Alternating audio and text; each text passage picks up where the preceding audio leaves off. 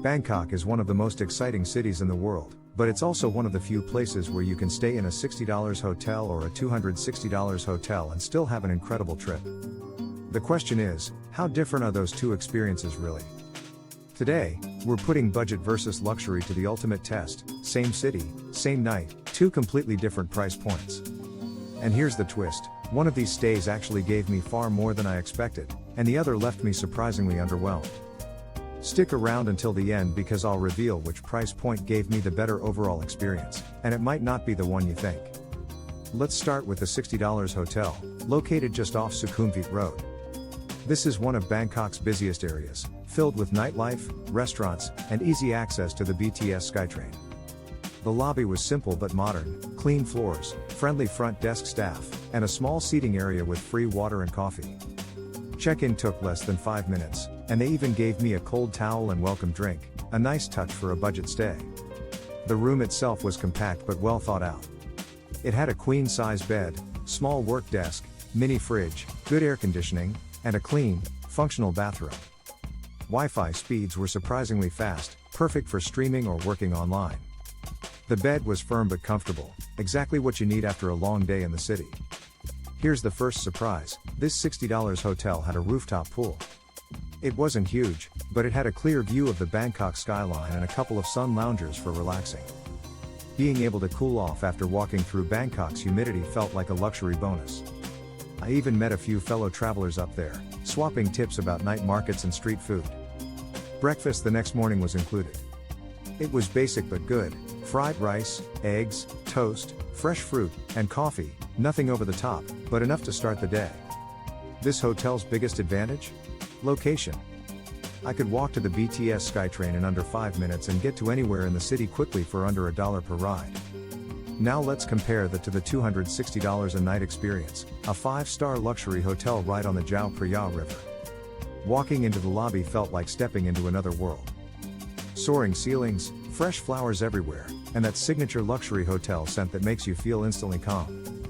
The staff greeted me by name, took my bags, and escorted me personally to my room. The room was massive, easily 3 times the size of the $60 one. It had floor-to-ceiling windows with panoramic river views, a plush king bed, huge bathroom with a soaking tub, and premium toiletries. There was even a handwritten welcome card and complimentary snacks waiting for me. It was the kind of detail that instantly makes you feel taken care of. The pool area was stunning, a huge infinity pool overlooking the river with private cabanas and poolside service. It felt like I'd left the city and checked into a resort somewhere tropical. Breakfast was on another level entirely. There were live cooking stations, fresh bakery items, dim sum, sushi, tropical fruit, and even champagne if you wanted to start your day in style. I spent almost an hour just enjoying the spread and watching the boats pass by on the river. It was an experience as much as it was a meal.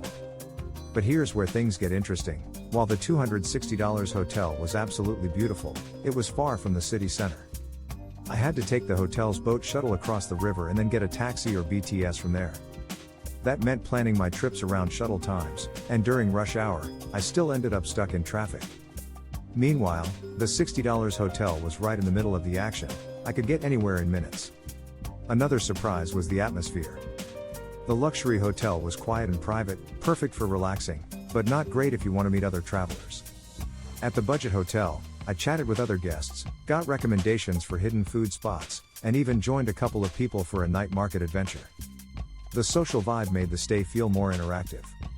Evening entertainment was another difference. At the luxury hotel, most people stayed at the bar or restaurant, very refined, very calm. At the $60 hotel, you could step outside and instantly be surrounded by street food, nightlife, and energy.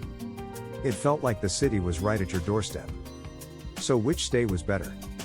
Honestly, it depends on what kind of Bangkok experience you want. If you're visiting for the first time and want to explore as much as possible, the $60 hotel is a winner. You'll spend less, get around faster, and have money left over for food, shopping, and day trips. But if you want to slow down, relax, and feel pampered, the $260 hotel is worth every baht. It turns the hotel itself into a destination, somewhere you actually look forward to coming back to after exploring. Here's the real takeaway. Bangkok is one of the few cities where both price points feel like good value. You don't have to spend a fortune to get a great experience, but if you do splurge, you get real luxury for much less than in other cities.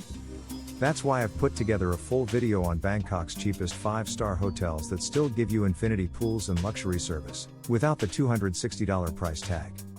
Click the pinned comment to watch that next and see which ones are worth booking. Because in Bangkok, it's not about how much you spend, it's about knowing what kind of trip you want.